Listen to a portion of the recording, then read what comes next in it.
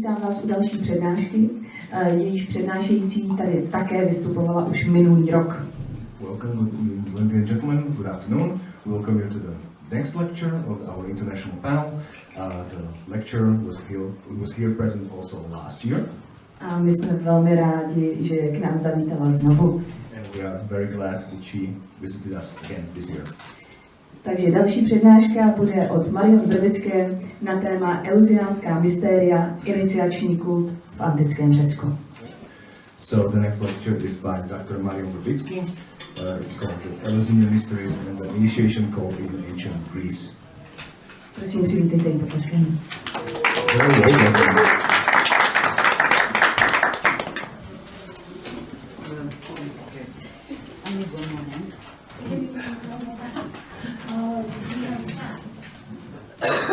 Okay?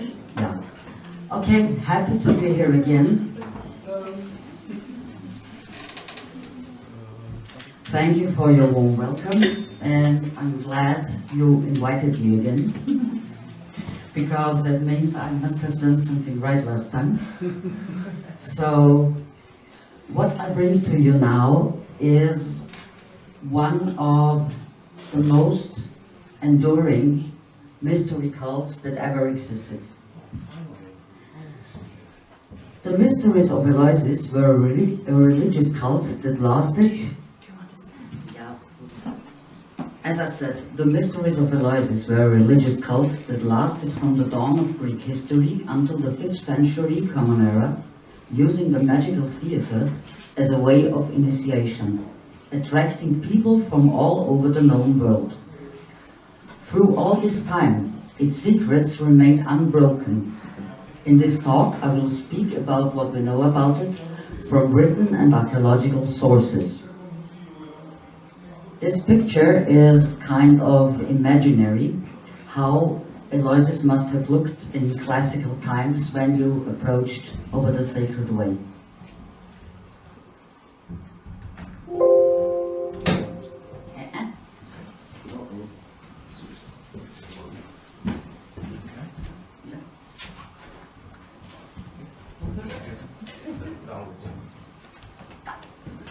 Okay. It's going down now.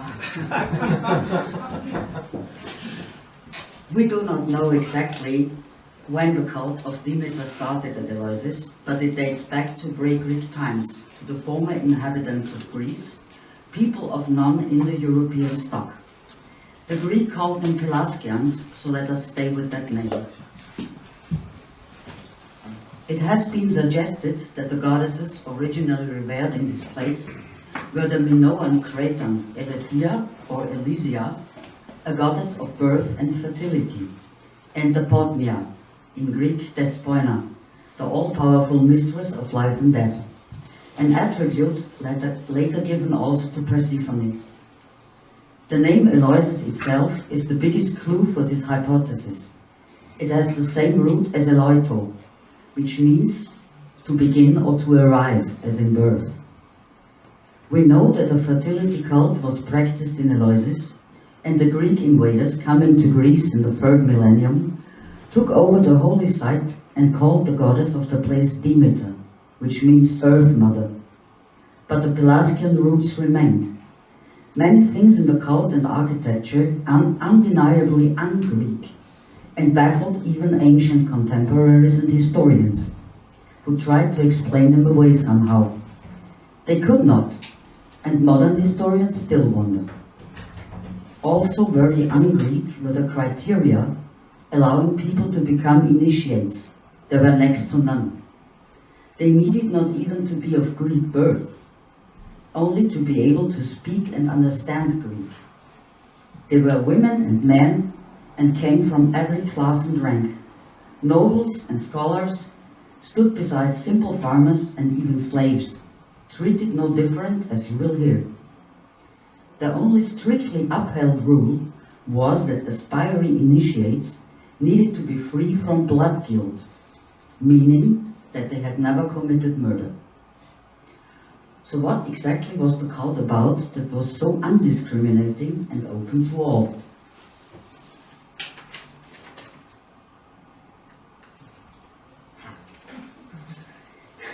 This is what the oldest texts tell us, written by Hesiod in his Theogonia, and Homer, not quite Homer, but let's stay with Homer, in his hymn to Demeter. Due to time constraints, I can't retell the whole story now, but I give you a short summary. Demeter was a sister of Zeus, herself one of the 12 Olympians. She bore him, or according to another, probably older version of the legend, which would be a topic in itself, Poseidon, a daughter called Persephone, she who reaps the grain, or simply Kore, the girl or the daughter. Zeus' other brother Hades, the god of the underworld, fell in love with his niece and abducted her to his realm, making her his queen. Demeter searched the length and breadth of the earth for her missing daughter. She had help from Hecate and Helios, but none from Zeus. Demeter was so angry and sad that she withheld the rain from falling, and the plants stopped growing and withered. Famine plagued the lands, and the gods themselves went hungry, because people no longer could make offerings to them. Grieving Demeter finally came to Eleusis, where King Helios and his family treated her well. A special drink was prepared for her, the Kikeon, a mixture of barley and penile royal, which is a certain kind of mint. Demeter, who called herself Dosel, the gift, told them that she came from Crete and had been stolen by pirates as a young girl and brought to mainland Greece. This is a decided reference to the connection of the goddess of Eleusis with Crete and the Minoan culture. She cared for the little son of the king and queen called Triptolemos, and she might even have made him immortal if his mother had not inadvertently interrupted the ritual when the goddess tried to purify the child by fire. Demeter was still grieving for her daughter and refused to let the plants grow again. The survival of humanity stood on the brink. Zeus then sent Hermes to Hades, commanding him to let Persephone return to the world above. Hades obeyed his brother's command, sending his bride up through the entrance to the underworld in Eleusis, and Persephone was reunited with her mother. But the Kore had been given seeds of pomegranate by Hades during her stay in the underworld, so she could not remain in the world above. An agreement was worked out with the help of Rhea, the mother of the Olympian gods. 2/3 of the year, through the seasons of spring and summer, Persephone would stay with her mother, and Hecate offered to take her place at Hades' side, so that the dead would have a merciful queen sitting next to the immovable lord of the underworld. Come winter, Persephone had to go back to the underworld and reign as queen of the dead, to whom all mortals come at the end and are all equals before her. But she would return every spring. Then Rhea bade her daughter to let the rain fall and the grain grow again, and end the terrible famine before it was too late for gods and men. And on the Marion field, a fully grown harvest sprang from the ground. Later, Demeter taught the young Triptolemos how to use a plow and how to plant, nurture, and harvest grain, and sent him out into the world on a winged chariot to teach his newfound knowledge to the people. Demeter also taught him and his father her mysteries, the way she wanted herself and her daughter to be revered from now on.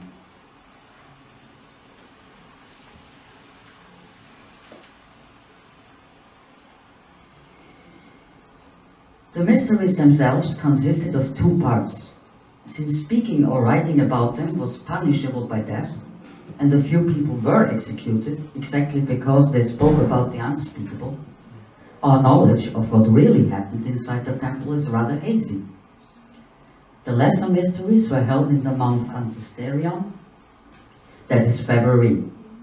Candidates for initiation sacrificed a pillar to Demeter and Kore and purified themselves with a bath in the river Ilissos. It has been surmised from antique sources that the initiates then were thoroughly acquainted with the legend of Demeter and Persephone and its hidden meaning to make sure they understood.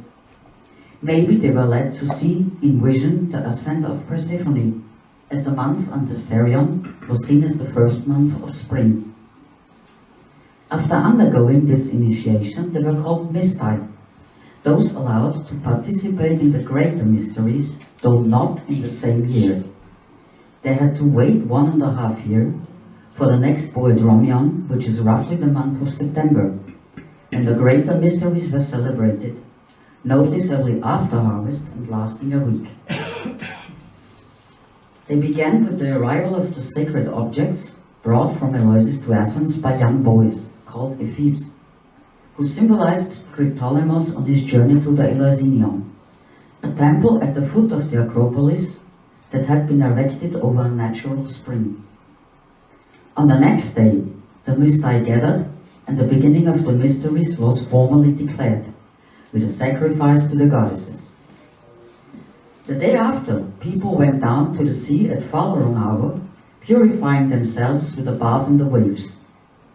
After the bath, they dressed in simple white garments, which were alike for everyone. Then, the celebrants started out on foot from the Kerameikos, the antique cemetery of Athens, and walked the sacred road, chanting Reign and Conceive, and praying, probably commemorating Demeter's search for her daughter, until they arrived at the gates of Demeter's sanctuary. There, they held a night-long vigil, carrying lit candles and drinking their share of the Kikeon. Then, the sacred objects were brought back into the Telesterion, the hall of initiation, which was the main temple, and stored again in the little shrine in its midst. The Mysti followed them, and before they entered, they recited the following. I have fasted, I have drunk the Kikeon, I have taken from the kiste, that is usually a box, but it can also mean coffin, and after working it, I have put it back in the kalatos, that is an open basket used for storing things. The only clue we have to the meaning of these words is another riddle. An ear of grain reaped in silence was named by antique authors who were also Mysti to be the central wisdom of the mysteries, referring obviously to harvesting grain, but metaphorically speaking of the lives of the Mysti who had been transformed through the initiation, literally taken out of their coffins and were no longer afraid of death. Nothing is known what happened in the Telesterion itself. That secret has been kept too well and is now lost to us. We can only surmise from some sources, mainly pictures on vases, that a dramatic reenactment of the myth, Persephone's descent into the underworld, Demeter's search for her, and Persephone's return took place. Try to imagine it. Firelit darkness, people entranced by fasting and sleep deprivation, and a hallucinatory drug, experiencing the answer to man's final and biggest fear. What happens when we die? For the mysteries to have existed so long, unbroken, unchanged, those moments must have been something really grand. When people finally came out again, a night of feasting began. They danced in the Marion field and celebrated until the sun came up. On this, the last day of the mysteries, libations were poured from special vessels to honor the dead, and the bull was sacrificed to properly thank the gods. Then the mysteries were formally declared ended, and the celebrants returned home. The Ninian tablet, which you see here, was found on site in Eleusis, probably a votive tablet from some believer. Very, very, very hidden, but still, archaeologists found it.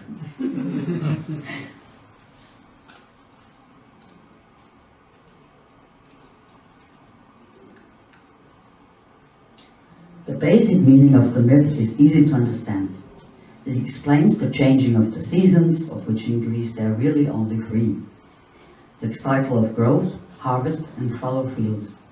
It also explains how the knowledge of agriculture came to humanity as a gift from the goddess.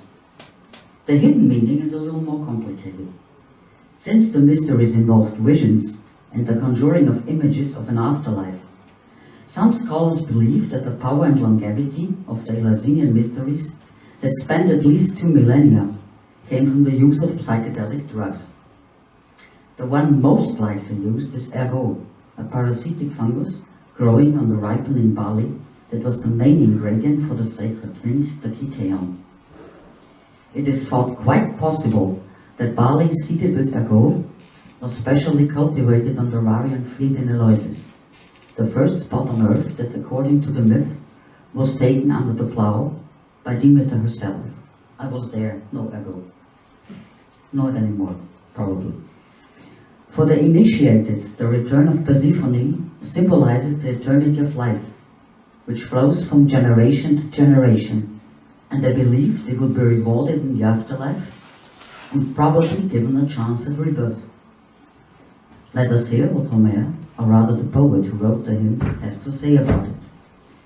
Fortunate is he among mortal humans who has seen this, but whoever has not been inducted into the rites, who never has taken part, can never share this great blessing. He is lost in moldering darkness. Platon, an initiate, as was his teacher Socrates, says in his dialogue Phaedro on the immortality of the soul, our mysteries had a very real meaning. He that has been purified and initiated shall dwell with the gods. And Plutarch, on the death of his daughter, says, because of those sacred and faithful promises given in the mysteries, we hold it firmly for an undoubted truth that our soul is incorruptible and immortal. Let us behave ourselves accordingly. And also, when a man dies, he is like those who are initiated into the mysteries. Our whole life is a journey by tortuous ways without outlet. At the moment of cutting it come terrors, shuddering fear, amazement. Then, a light that moves to meet you, pure matters that receive you, songs and dances, and holy apparitions. And lastly, Cicero, the bane of many a pupil in school, has to say, nothing is higher than these mysteries. They have not only shown us how to live joyfully, but they have taught us how to die with a better hope. I have nothing to add to that.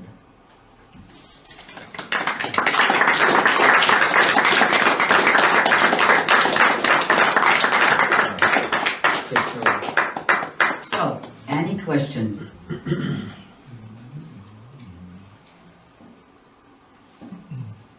Huh? Okay. Okay, so apparently we are useless. I have a question. I will try to speak in English. Okay, are there some other sources of about Eleusinian mysteries except these you cited? They are cited in numerous antique sources. Yeah, you can look it up. You find, even in Wikipedia, you find half a page of references. But these are the most widely known. Yeah, and people just said, yeah, the mysteries, this and that and blah. But it's never exactly said what happened. They truly have kept the secret. It's fascinating. Yeah, and archaeology cannot help us. We have the Telesterion, which is a building that there only exists one other in the whole of Greece or under Greek influence, and that's on the Peloponnese. And that's another house where Demeter and Kore were revered. It has 42 columns holding up the ceiling. I can change it, it's really 42. Yeah? There is the foundations of the small shrine, and it has been surmised, because we don't know, that the holy things that were carried out and brought back in were some kind of a sickle, a kalatos, basket for the grain, the wheat grain, the kiste, whatever that was, on the Ninian tablet.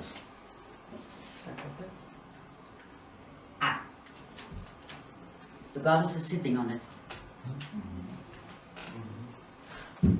Kiste? A kiste, which means box, but Yeah. also coffin. Yeah. And the kiste was mainly for bones. After cremation, bones and other ashes were put into kiste, and that was put in the ground. We already talked about this, but Roman emperors and no blood on their hands. They weren't. Nero was sent away. Okay, address it later. But he tried He tried, but he was sent away. because it was known he was Yeah. not innocent anymore. Yeah, And the legend about Julius. it's a legend. It's a It's a legend. It's a pure legend. It's the same legend as the pirates. We are not even sure if he ever was there. okay. So there's no secondary corroboration for that. He only claimed it. He didn't even claim it. His detractors claimed that he was oath broken. Okay. That was always a good argument to use if you wanted to slander someone. Well, he's initiate, but he broke his oath. Okay. Because you should not only have committed no murder before initiation, but of course not after it. So, well, hard to prove, you know. Okay, there is another question from the audience. Thank you. So you mentioned some second building, right? Yeah. So how many buildings were there? Was it like Two. No, two. With this floor plan, which is decidedly un-Greek, two. Okay, so it wasn't like a franchise. No. Well, in a way it was. In a way it was. Because the place on the Peloponnese is definitely the younger one. But Eleusis came under Athenian influence, very heavy Athenian influence, and the city of Megara, which was a Doric city, lost it. And the Peloponnese, that place was Dorian, and they wanted nothing what the Ionians had, they wanted their own. So they somehow persuaded, bribed, I don't know, I wasn't there, not even I, somehow got the permission to raise another sanctuary to Demeter and Persephone. Thank you. Okay, any other questions? Okay, so if not, then thank you, Dr. Vrbicky, for a fascinating lecture again. Please thank you.